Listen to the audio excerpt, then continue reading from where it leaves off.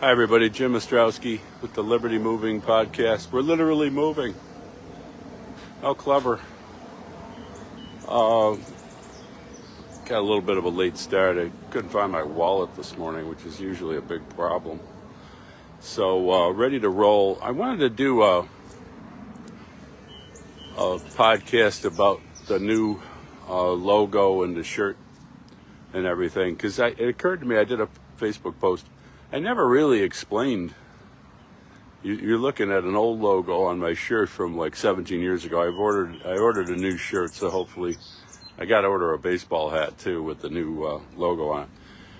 But it occurred to me, I never really explained in detail what the logo is, but it's like, I thought, instead of just explain what the logo is, why don't I do the whole history of the Liberty Movement? That might be more fun. I like big themes. I like grand historical discussions of history and so on. So let's do that, and hopefully I can wrap it all up in like 20 minutes before I run out of batteries. So to divide, we don't know much about what happened before recorded history. I think that's 5,500 before Christ. Oops, I'm going to get banned. I think about 5,500 BC. Is that when the first writings come along? We don't know a huge amount about what happened before that. You have to rely on archaeology. But so basically, and then let's talk about let's throw 1650 up there as a demarcation line too. So you have this prehistory. I know Chesterton said the caveman, all we knew about him is he had an art gallery. But I think we can conclude or assume that through most of that pre-recorded history, people were beating up on each other pretty good, unless you were in like a little tribe. And, you have the whatever, you're not going to be beating up on your family as much as outside strangers. So, and then when you have recorded history coming in, it's pretty brutal. It's various kingdoms. There's a debate about when the state comes in. There's a modern theory of the state, and then there's the theory that the state's older than that. It's an interesting debate. I'm not going to wade into it here. But if I use state before the people who think states were created say it was created, I'm meaning some sort of a government, some sort of centralized government, a kingdom usually. Wasn't a lot of democracy back in the old days, except for Athens and so on. So very tiny democracies. So boy, somebody's smoking a cigar. That's fine. I don't care. So this podcast will suddenly get more coherent, I assure you. Got a few interruptions here. So basically, throughout human history, brute force has been the arbiter of what happens to your life. And what's the opposite of brute force? The opposite of brute force is your own choices. How do you make your own choices? Well, we're all born into the world with this integrated unit, mind and body. There's a big debate, dualism, and so on. I'm not a professional philosopher, or really a philosopher. I am a political philosopher, I suppose. But if no outside force intervenes, you will automatically you will make choices that are your own choices, arising out of your mind and whatever influences, subliminal or otherwise. I'm not a psychologist either. So basically, there's really two options in human society. The individual using his or her mind will make choices freely, or somebody with a baseball bat will bash your brains in, or a gun, or a machine gun, or a nuke, a nuclear weapon or the threat to do in our society. The government's not going out there too much beating people up, trying to get them to comply with sort of routine laws. People basically comply because they're afraid. They're afraid to get arrested or charged with all sorts of imaginary crimes. So those are your basically two options. And, as Rothbard and others have pointed out, there's little snippets of libertarian thought in history, some in ancient China, the Stoics in Greece. But the first people to hammer out a clear notion of liberty were the levelers in England in 1650. And the doctrine of the Declaration of Independence, John Locke and so on, that really first arises in around 1650 in England. And the levelers were part of the English Civil War. I'm not an expert on English history. The thing about me, I know a little bit about everything. I know a lot about a few things. But I'm a generalist, and maybe you'd call me a dilettante. So I know enough about English history to know that there was a revolution against the king. The levelers were aligned with Cromwell for a time, and then Cromwell, being an authoritarian bastard, sniffed them out and started suppressing them rather brutally. So this libertarian revolution movement around 1650 was more successful in promoting ideas that would later affect the American Revolution in 1776 than they were in England, although I think they had an effect on England as well. For example, the free trade. I know there's a big debate about that, which I won't get into.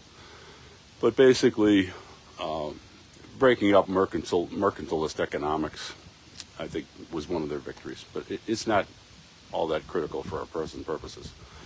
So now we get to the American Revolution. 1776 starts really in 1775. 8-year war. During that time, there's no federal government. It's a committee of the states. That's why, if you fly the Betsy Ross flag, you're celebrating the principles of it's almost pure libertarianism.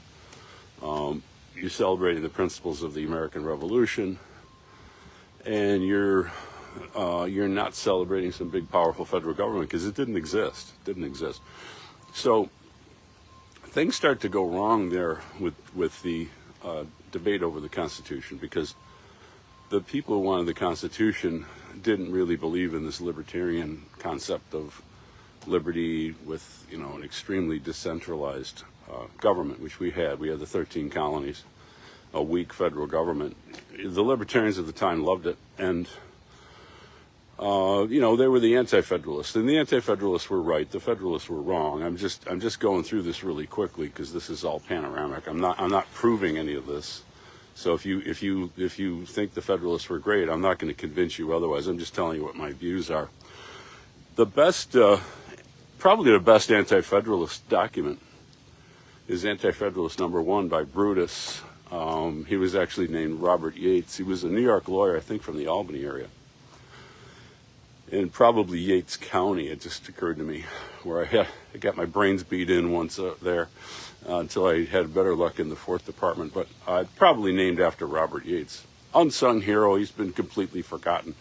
I taught him at Canisius College for a semester, which may be why I wasn't invited back for a second semester. So in Federalist number 1, Brutus says, hey, if you look at the Constitution, this is before the Bill of Rights, it gives the federal government tremendous power, and eventually it's going to abuse that power. It's going to become a centralized monstrosity.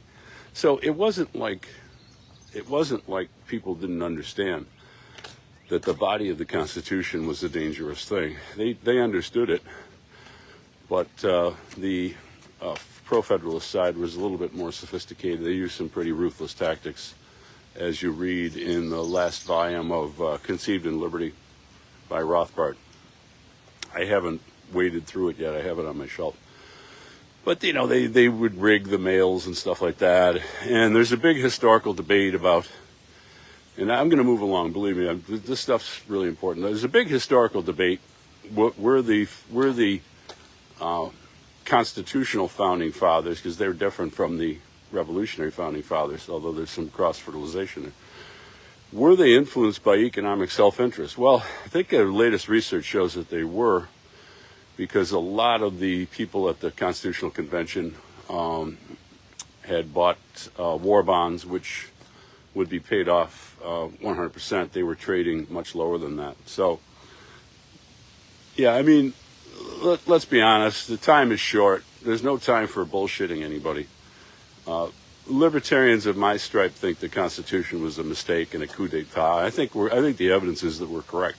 Because let me go through really quickly what happens in American history. So, Robert Higgs talks about how ideology can restrain government growth, and he's obviously correct. But you had the structure there. As soon as we went from decentralized committee of the states, and even the Articles of Confederation was quite decentralized, a little bit more centralized, but not much. That's why they got rid of it illegally, in my view. As soon as you have the Constitution there, you have this framework for big government that we suffer under today.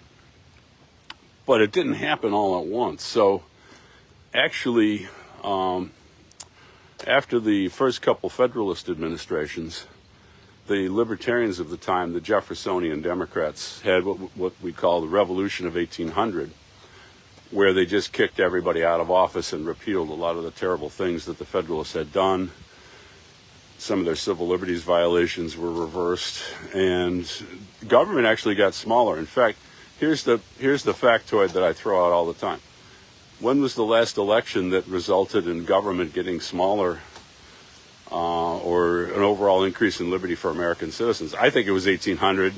This isn't a scientific thing. I can't scientifically prove at a chalkboard, but nobody's really ever given me another example of an election that significantly increased liberty. So really things went along with a fairly small federal government. The Jeffersonians put in several presidents, and obviously that all got disrupted by the Civil War, the big contradiction of slavery, the inability to figure out how to deal with slavery. And the irony was that the party that was the small government party, unfortunately, was the party that tolerated or supported slavery. Jefferson tried to get rid of it, failed. And the party that was moderately opposed to slavery, in other words, extension of slavery to the territories, the Republican Party. The Republican Party was a huge, big government party. That's the problem. It's a tragedy that the Libertarian Democrats couldn't figure out how to get rid of slavery, because American history would have been entirely different. So, but even after, the Civil War, of course, war grows the state, tremendous increase in government power, lots of new programs were put in there, but they kind of laid fallow there for a while. And really, there was kind of a libertarian resurgence with Grover Cleveland late in the century. But the big demarcation point in American history is World War I. And that's when the progressive era starts to take effect. War grows the state. A lot of the things that were done in the New Deal were sort of practiced in World War I. And the odious Woodrow Wilson takes office. And with William Jennings Bryan, there's no longer a libertarian element in the Democratic Party. It's like, it's a progressive big government party. I won't get into the whole details of Bryan. I'm not an expert on Bryan. I just know that he ended any sort of libertarian influence of the party. So around that time, libertarians that time and up through about the 20s, libertarians start to fade away. They got old, and basically there really is no libertarian movement after World War I. There's just a few independent writers here and there. Albert J. Nock and so on. So government really, is only going in one direction since 1776. As government grows, that's what government does. It's constantly getting bigger. Ideology can restrain it, as we saw in the 19th century. It didn't really grow that much. But the structure of the Constitution allows huge government growth. And as soon as the progressives took over around World War I, there was this huge spike in government. It's been growing ever since in a series of ratchet effects. Crisis leads to big governments, which, leads to ever more big government, as Robert Higgs pointed out. So that's the basic situation. And then, so where does this libertarians thing come along? Well, the flag was kept, or the fire was kept burning by the three women and Albert J. Nock, and then a bunch of economists, Hayek and Mises and so on. But really the spark plug is Rothbard, who's a student of Mises. And by 1969, Rothbard and others kind of recreated and this is where we're going to get into the logo. They recreated the old libertarian movement, except that, what were they going to call it? I mean, there really was no formal name for it. They're not going to call it the Levelers. Nobody knows what that means anymore. So they picked the word libertarian. I understand why they did it. You need a word for what you're for, which is different from the words that all the other people are for. I get that. It's totally, I'm a language guy. I'm one of the few libertarians who've written a dictionary about libertarian words. So, long story short, I explain why the word liberty. So, movement starts in 69. There's steady growth. I get in it in 79, 10 years later. But I kind of knew the people in it, and I kind of knew what happened in the previous 10 years. So I'm pretty familiar with the whole history of the movement from 69, which, by the way, it started in opposition to the draft. I won't go into those details, but kind of important.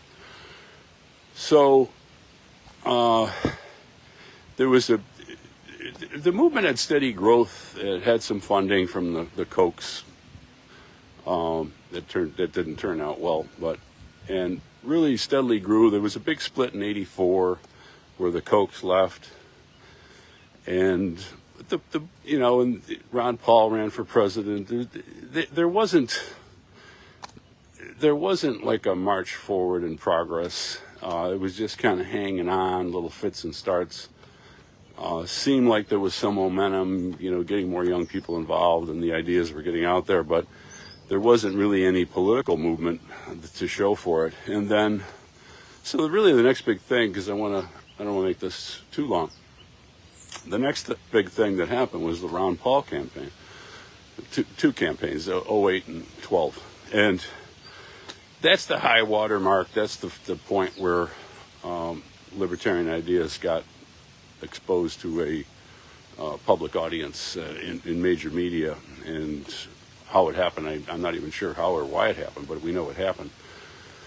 And, Ron got 11% of the vote in the primaries. It was pretty good. He was just behind McCain in Iowa in 08.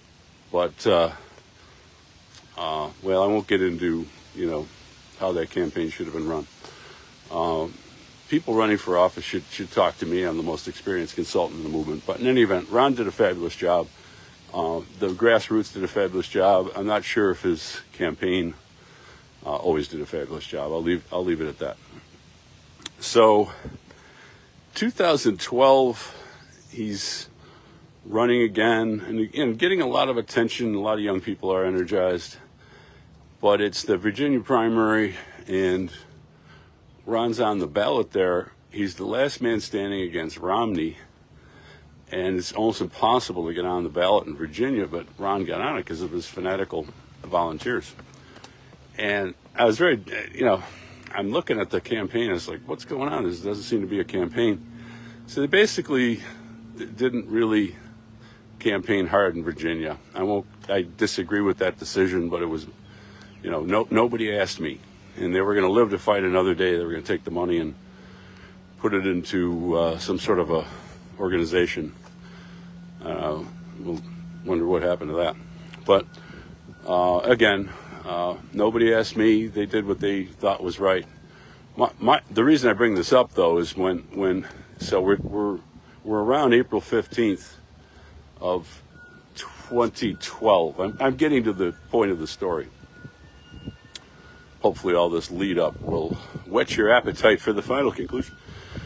So 2012, it was obvious to me that, we had an army in the field and that somebody needed to give this army something to do. That we'd gone about as far as we could go with the current ideas that we had and the marketing and the branding and everything.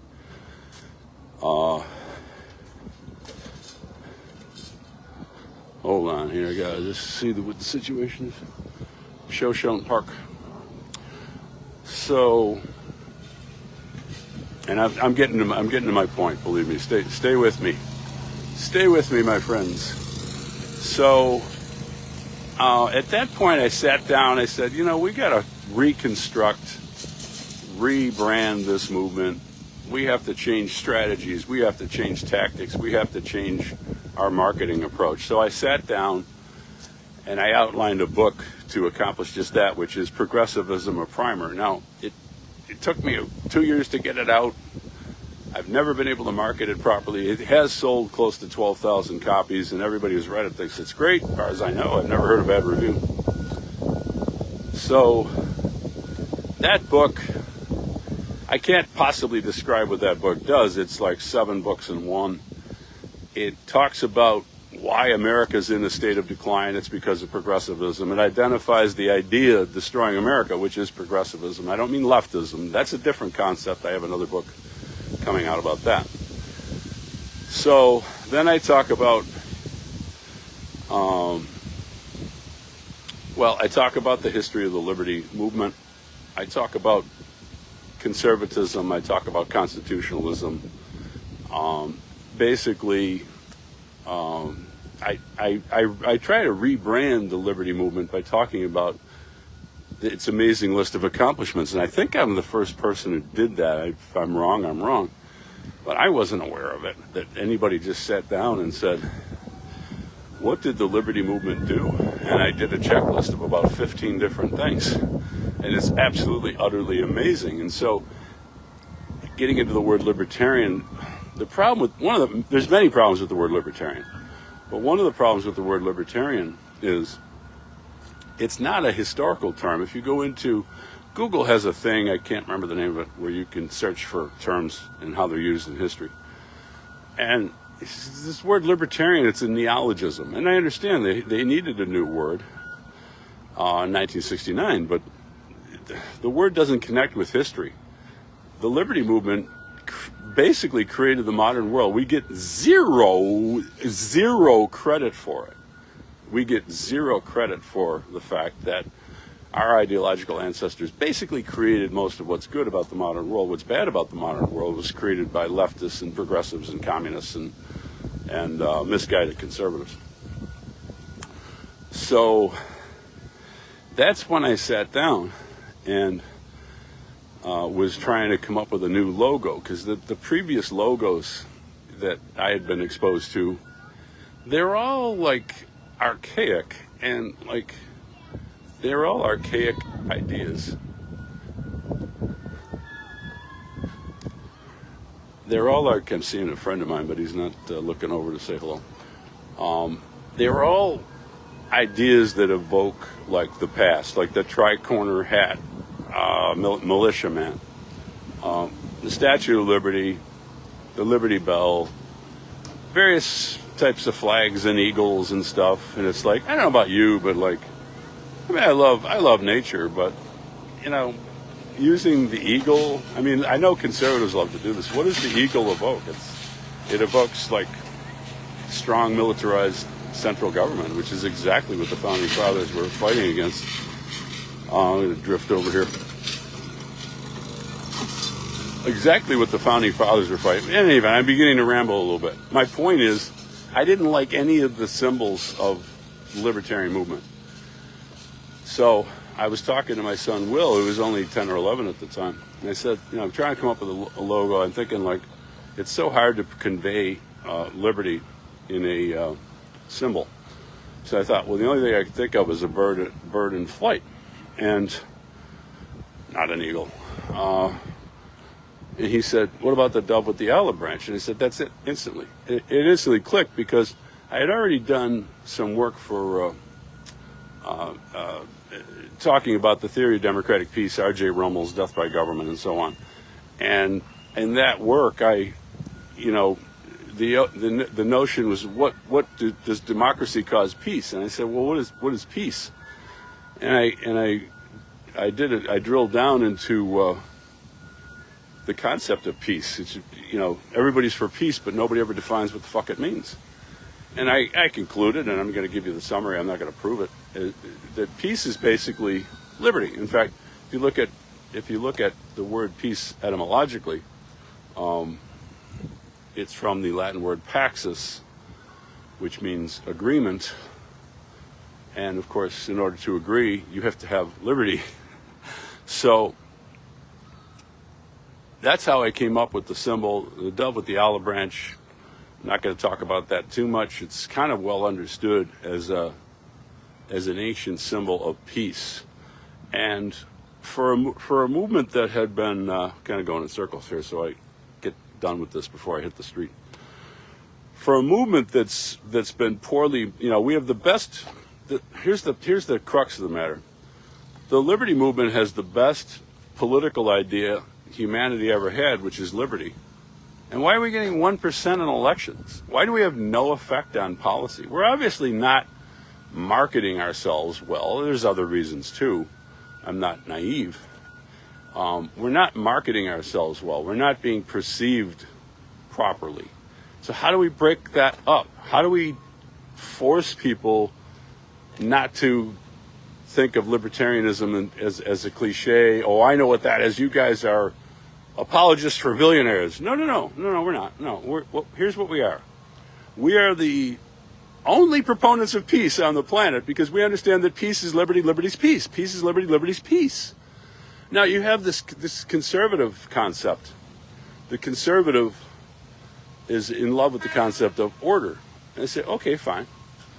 We could give you conservatives what you want, but you just have to understand something.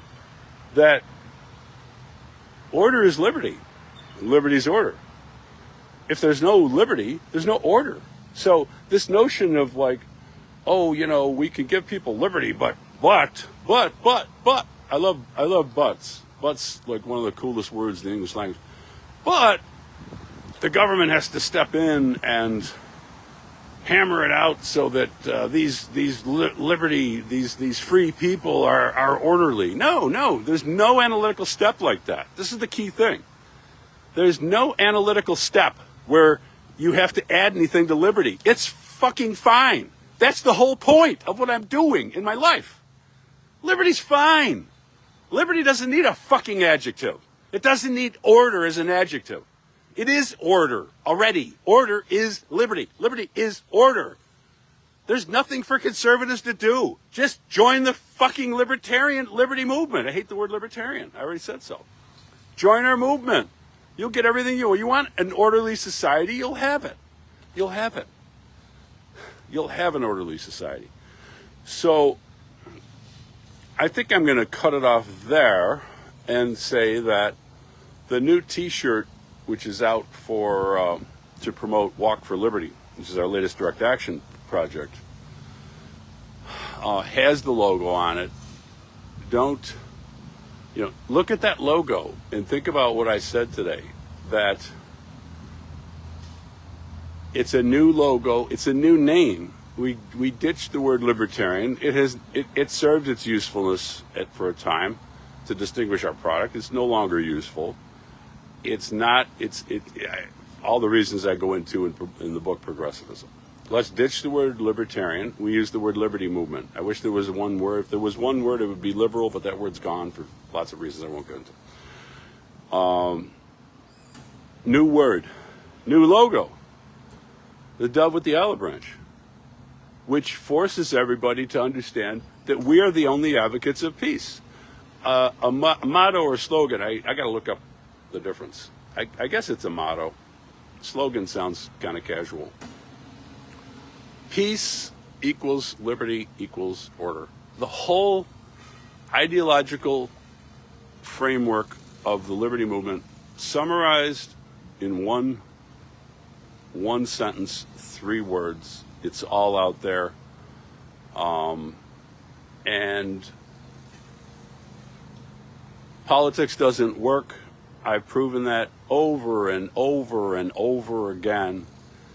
We're basically constantly drawn into doing political activity that's going to fail. It has failed a million times. And it's all done by groups that I like to call controlled opposition, because they're all making like huge amounts of money proposing these things that don't work so that people can feel like they're doing something. So what I'm trying to do is get people to do things that do work, like Walk for Liberty. You get healthier. You talk to your neighbors. You talk about other health ideas. You talk about other things you can do to advance liberty, like pulling your kids out of government school. You can talk about tax rates. What's the property tax rate in your community? Maybe I should move there. And so that's the basic concept. I've talked long enough.